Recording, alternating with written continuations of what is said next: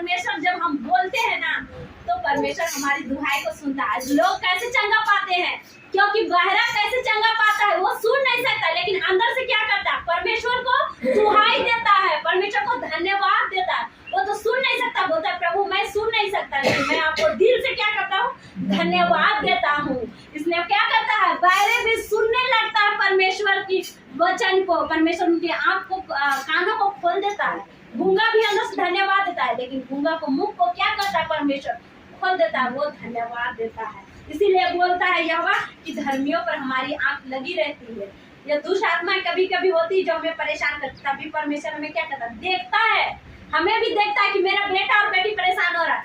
यायूब के जीवन में जब विपत्ति आई, इसका परमेश्वर नहीं देख रहा था, लेकिन बिना परमेश्वर के परमिशन के बिना हमें कोई भी हानि नहीं पहुंचा सकता, चाहे मनुष्य हो चाहे शैतान हो, कोई भी हानि नहीं पहुंचा सकता। अगर परमेश्वर भी हमें हानि देते हैं, कब देते हैं, जब हम उनकी नहीं सुनते हैं, तब परमेश्वर हमें क्या करता है, हानि देता है। लेकिन हमें क्या करता है, सही समय पे उठाते हैं, चलाते हैं, बैठाते हैं, उठाते हैं, इसलिए ताकि हम सीख सके और परमेश्वर को वचन को हम जान सके।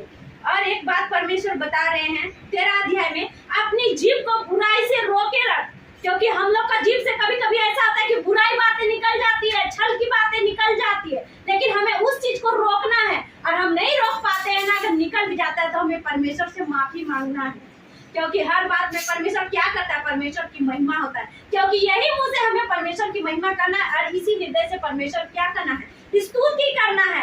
और यही परमेश्वर अभी क्या बोले कि हम जब भी दुहाई देते तो परमेश्वर क्या करते हैं, मेरी दुहाई को कान से सुनते हैं। तो इसलिए बोल रहे परमेश्वर का अपनी जीभ को बुराई से रोके रख, हालेलुया, और अपने मुंह को चौकसी कर कि उससे छल की बातें ना निकले, हालेलुया। चौकस रखना हर समय, क्योंकि शैतान चाहता है कि हम बार बार गिरते रहे, लेकिन परमेश्वर हमें बार बार उठाते रहते हैं।